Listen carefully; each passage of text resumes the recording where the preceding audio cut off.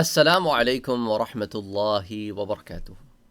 ایک سوال ذہن میں پیدا ہوتا ہے کہ کیا انسان زیادہ طاقتور ہے یا جنات؟ اور بعض دفعہ لوگ اس نتیجے پر خود ہی پہنچ جاتے ہیں کہ جنات انسانوں سے زیادہ طاقتور ہیں۔ کیوں؟ کیونکہ وہ یہاں وہاں بآسانی جا پاتے ہیں اور دیگر چیزیں وہ کر پاتے ہیں جو ہم نہیں کر پاتے۔ دراصل یہ کمپیریزن ہی غلط ہے۔ کیوں کمپیریزن غلط ہے؟ کیونکہ آپ انسان کو صرف جسم کا ایک شخصیت سمجھ رہے ہیں اور روح کو بالکل نظر انداز کر رہے ہیں۔ حالانکہ اگر دیکھا جائے تو انسان بہت ہی کمپلیکس اور کمپلیکیٹڈ اینٹی ہے کہ اس کے اندر روح بھی ہے، اس کے اندر جسم بھی ہے، اس کے اندر نفس بھی ہے، اور ان تمام چیزوں کا جو ظاہر ہے اسے بشر کہتے ہیں، جو اس کا مرکب ہے اسے انسان کہتے ہیں۔ روح کبھی نہیں مرتی، جسم میں آتی ہے اور جسم سے جدا ہو جاتی ہے، پھر قیامت کے دن جسم اور روح کو پھر ملا دیا جائے گا، اور جنت کے لیے روح تو وہی رہے گی پر جسم کو نئے سرے سے تیار کیا جائے گا اور اس کے بعد جنت میں داخل کیا جائے گا۔ یا اس جو دو پانیوں کا ذکر ہے جس میں غوطہ دیا جائے گا، جس میں سے پہلا پانی جو ہے وہ ظاہری کثافتوں کو، چیزوں کو اس قابل کر دے گا کہ جنت کے لیے بنا دے گا، اور دوسرا پانی جو ہے وہ باطنی میل کچیل کو صاف کر کے جنت کے قابل بنا دے گا کہ جنت میں سب کے دل ایک دل جیسے ہوں گے، کوئی قسم کی کوئی رنجش پریشانی، کوئی اس قسم کا معاملہ نہیں ہوگا، نہ جسمانی نہ روحانی۔ تو اب آ جاتے ہیں اس سوال کی طرف کہ آیا جنات زیادہ طاقتور ہیں کہ انسان؟ ابتدا کرتے ہیں آدم علیہ السلام کے واقعے سے۔ سورہ بقرہ میں اللہ تعالیٰ فرماتا ہے اعوذ باللہ من الشیطان الرجیم بسم اللہ الرحمن الرحیم وَإِذْ قَالَ رَبُّكَ لِلْمَلَائِكَةِ إِنِّي جَاعِلٌ فِي الْأَرْضِ خَلِيفَةً، تو اللہ نے ملائکہ کے سامنے یہ کہا کہ میں اس زمین پر ایک خلیفہ بنانا چاہتا ہوں۔ خلیفہ کہتے ہیں اس کو جو بعد میں آتا ہے۔ آدم علیہ السلام کی سیریز میں کئی دروس پر اس کی بڑی تفصیلات آ چکے ہیں، تو میں ان تفصیلات میں نہیں جاؤں گا، سوال ہی پر رہیں گے۔ تو اب خلیفہ کا ذکر کیا تو فرشتے پھر بول پڑے کہ بھئی پہلے جو انسان سے پہلے جو تھے وہ بھی تو آپس میں کچھ تو خون کرتے تھے، فساد پھیلاتے تھے، تو پھر ایک اور آ جائے گا وہ بھی یہی کام کرے گا۔ تو اللہ نے انہیں کہا کہ تم وہ نہیں جانتے جو میں جانتا ہوں، تمہارا علم بڑا قلیل ہے۔ پھر اللہ تعالیٰ نے آدم علیہ السلام کو علم عطا کیا اور فرشتوں سے کہا کہ بتاؤ، اس چیزوں کے نام بتاؤ، یا ان چیزوں کی صفات بتاؤ، ان چیزوں کے افعال بتاؤ کہ یہ کیا کر سکتی ہیں، کس طرح ان کو بروئے کار لایا جا سکتا ہے۔ تو فرشتوں نے کہا کہ بھئی ہم تو نہیں جانتے، ہمارے لیے تو نئی چیزیں ہیں، اور ساتھ ہی ساتھ انہوں نے عاجزی اور انکساری بھی اختیار کی کہ اے ہمارے رب، ہمارے پاس تو صرف اتنا ہی علم ہے جتنا تو نے عطا کیا ہے، ہم اس کے علاوہ کچھ نہیں جانتے۔ تو انہوں نے عاجزی اور انکساری اختیار کی۔ تو پھر اللہ تعالیٰ نے آدم علیہ السلام کو حکم دیا کہ ان فرشتوں کو اب علم سکھاؤ۔ تو آدم علیہ السلام نے ان سوالات کے جوابات فرشتوں کو بتا دیے جو رب تعالیٰ نے پوچھے تھے۔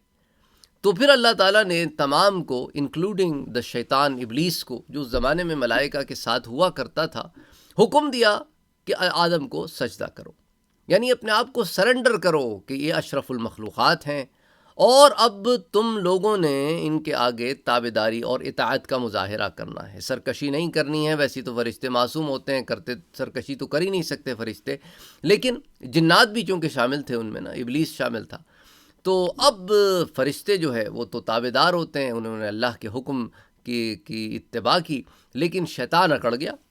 شیطان نے کہا میں تو نہیں سجدہ کروں گا۔ تو سورہ بقرہ میں اللہ تعالیٰ نے اس چیز کو بیان فرمایا ہے، اور قرآن کریم کی کئی دیگر صورتوں میں بھی اس کو بیان فرمایا ہے کہ اللہ تعالیٰ نے یہاں فرمایا سورہ بقرہ میں وَإِذْ قُلْنَا لِلْمَلَائِكَةِ اسْجُدُوا لِآدَمَ فَسَجَدُوا إِلَّا إِبْلِيسَ، تو سب نے سجدہ کیا، سارے فرشتوں نے، لیکن ابلیس نے سجدہ نہیں کیا۔ اب کسی کو مغالطہ ہو سکتا تھا کہ بھئی لوگوں کو ہو جاتا ہے کہ بھئی تو کیا وہ بھی فرشتوں میں سے تھا؟ تو اللہ تعالیٰ نے اس کو قرآن کریم کی دیگر جگہوں پر بیان فرما دیا کہ کان من الجن، وہ فرشتوں میں سے نہیں تھا، فرشتے تو اطاعت کرتے ہیں، وہ جن تھا۔ اور یہاں فرمایا سورہ بقرہ میں ابا واستکبر، اور اس نے غرور کیا، اس نے غرور کیا، انکار کیا، وَكَانَ مِنَ الْكَافِرِينَ، تو کافروں میں سے ہو گیا کہ رب کا انکاری ہو گیا، اس کی بارگاہ میں کفر کیا اس نے، تو راندائے درگاہ ہو گیا۔ اب آ جائیں سورۃ الاعراف میں۔ یہ میں آپ کو کیوں چھوٹی چھوٹی یہ باتیں بتا رہا ہوں کہ یہاں سے ایک مسئلہ تو ہمارے سامنے یہ آ گیا کہ اللہ تعالیٰ نے آدم کو علم کے اعتبار سے افضلیت دی، آدم علیہ السلام کو، اور حضور پاک صلی اللہ علیہ وآلہ وسلم کا علم تو آدم علیہ السلام کے علم سے بہت زیادہ تھا۔ تو آدم علیہ السلام کو اللہ نے ایک علم دیا، تو حضور صلی اللہ علیہ وآلہ وسلم کو اس سے بہت زیادہ علم دیا، جس پر ہم حضور کے علم سے متعلق کئی احادیث مبارکہ کے ذخائر ہم دیکھ چکے ہیں، وہ درس آلریڈی موجود ہے، وہ آج کی بحث نہیں ہے۔ تو اللہ نے ابتدا ہی سے علم کی حیثیت سے آدم علیہ السلام کو ان تمام مخلوقات پر جو وہاں موجود تھی، کہ شیطان تو بڑا پڑھا لکھا جن تھا، بڑا عالم فاضل جن تھا، بڑا عابد جن تھا، اس کو بھی خبر نہ ہوئی کہ یہ کیا علم ہے جو مجھے نہیں دیا گیا لیکن آدم علیہ السلام کو دیا گیا۔ اب آ جاتے ہیں سورۃ الاعراف میں، جس میں اللہ تعالیٰ شیطان سے کہتا ہے قَالَ مَا مَنَعَكَ أَلَّا تَسْجُدَ إِذْ أَمَرْتُكَ، تجھے کس چیز نے روکا کہ تو آدم کو سجدہ کرے حالانکہ میں نے تجھے حکم دیا تھا؟ تو کہنے لگا انا خیر منہ، میں تو آدم سے بہتر ہوں، خلقتنی من نار وخلقته من طین، کہ مجھے تو نے آگ سے پیدا کیا اور اسے مٹی سے، گارے سے پیدا کیا۔ تو اب اس کی نظر صرف بشری پیکر پر تھی، روحانیت وہ نہیں دیکھ رہا تھا۔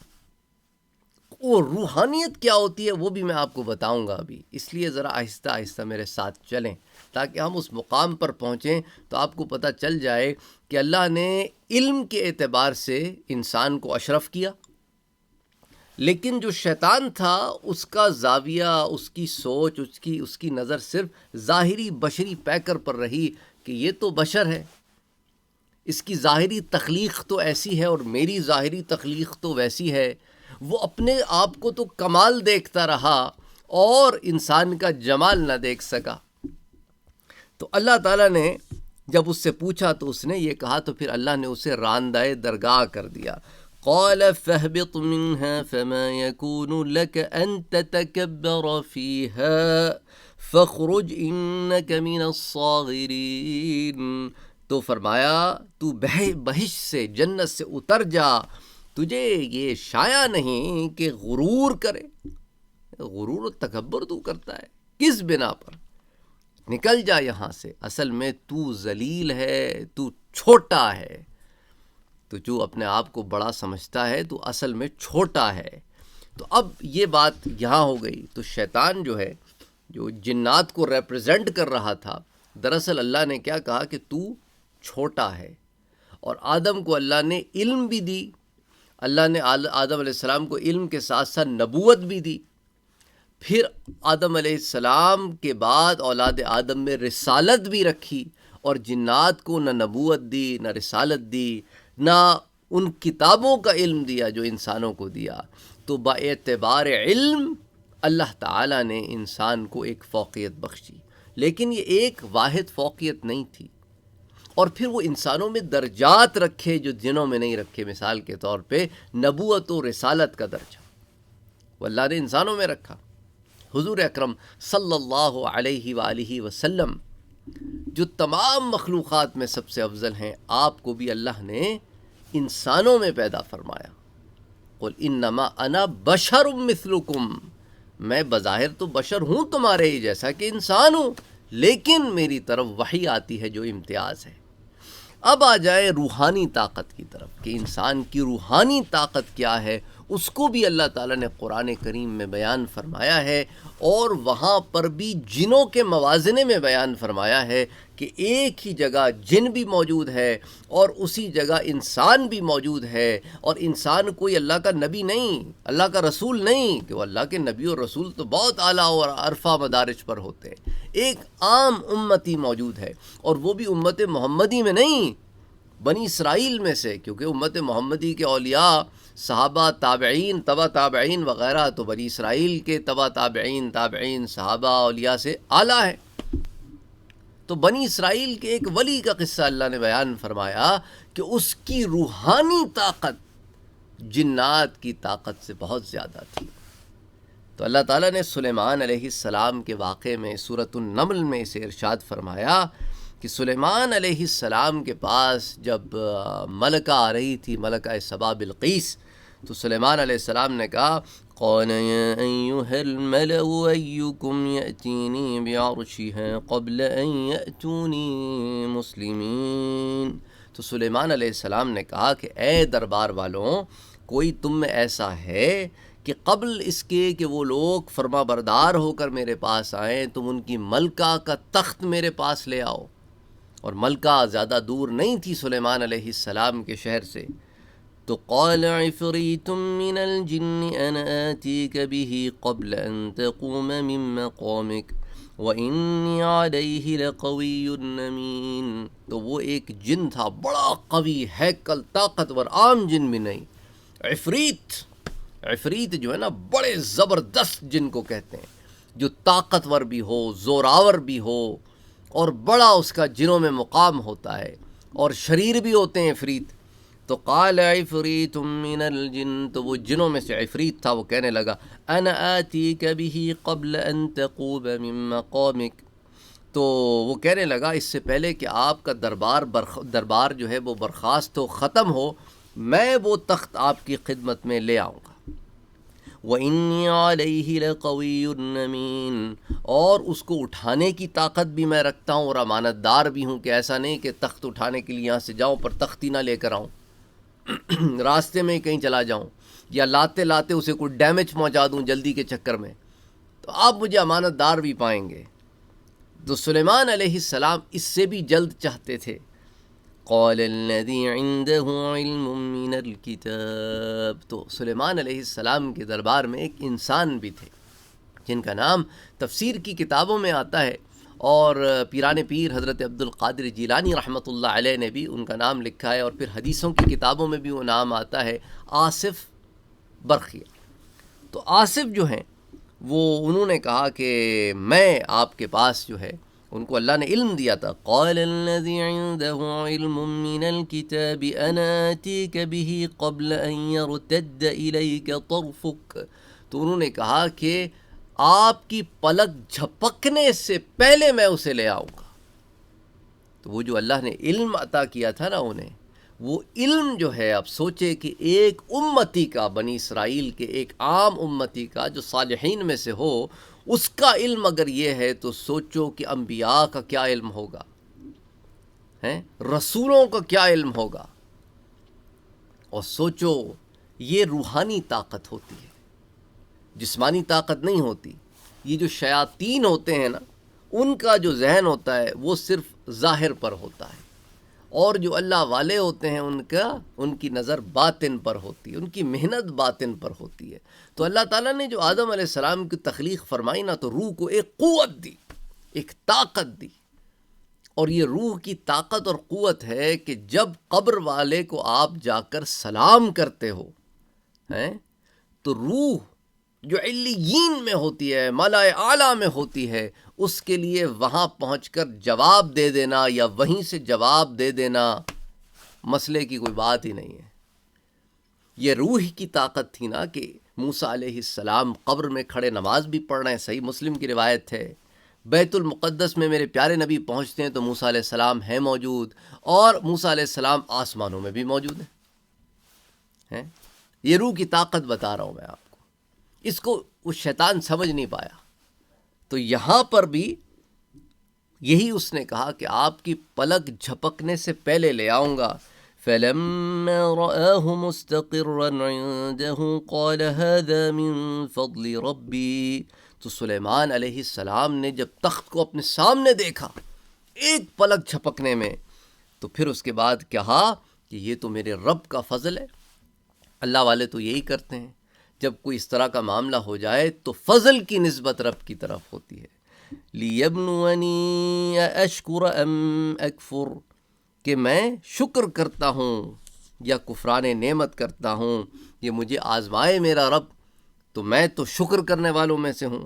وَمَن شَكَرَ فَإِنَّمَا يَشْكُرُ لِنَفْسِهِ، اور جو اللہ کا شکر ادا کرتا ہے وہ اپنے فائدے کے لیے شکر ادا کرتا ہے، کیونکہ فائدہ اللہ کا بندہ بننے میں ہی ہے۔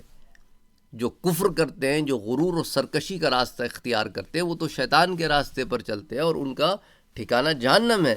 وَمَن كَفَرَ فَإِنَّ رَبِّي غَنِيٌّ كَرِيمٌ، اور جو ناشکری کرتا ہے تو میرا پروردگار بے پرواہ ہے، اس کو اور کرم کرنے والا ہے، یعنی ہماری شکر گزاری کا وہ محتاج نہیں ہے۔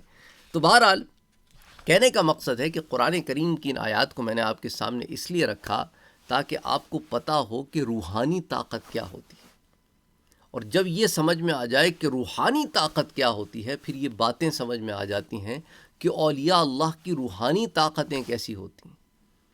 تو اللہ تعالیٰ نے جنات سے بہت زیادہ انسان کو مضبوط بھی بنایا، اور اس مضبوطی کا تعلق صرف ظاہری جسم سے نہیں ہے، اس کی روحانی طاقتوں سے بھی ہے، کہ روحانی طور پر انسان کو اللہ نے بہت مضبوط بنایا، اور ساتھ ہی ساتھ اللہ نے انسان کو وہ شرف دیا جس سے باقی مخلوقات کو محروم رکھا، کہ فرشتے بھی ہاتھ جوڑ کر دربار محمد مصطفیٰ میں کھڑے ہیں، اجازت طلب کرتے ہیں، پھر حاضر ہوتے ہیں صلی اللہ علیہ وآلہ وسلم۔ پھر اللہ نے انسان کو وہ علم دیا جو دوسروں کو نہیں دیا۔ تو بہرحال میں سمجھتا ہوں کہ اس مختصر گفتگو سے 16-17 منٹ کی گفتگو سے بات آپ کو واضح ہو گئی ہوگی کہ اگر انسان اپنے مقام کو سمجھ لے تو پھر انسان ان چیزوں تک پہنچ جاتا ہے جہاں تک دوسروں کا وہم و گمان بھی نہیں پہنچتا، اور اگر انسان اپنے آپ کو نہ پہچانے تو اسفل سافلین ہو کر، گرتوں سے گرتا ہو کر جہنم کے گڑھوں میں گر جاتا ہے، اور جہنم کے گڑھوں میں گر کر ان پتھروں کی طرح ہو جاتا ہے جنہیں جہنم کا ایندھن بنایا جائے گا۔ اللہ معاف کرے، اللہ معاف کرے، اللہ معاف کرے، بلکہ ان سے بھی زیادہ ورسٹ۔ تو انسان کے اوپر ہے کہ وہ کون سا راستہ اختیار کرتا ہے۔ السلام علیکم ورحمۃ اللہ وبرکاتہ۔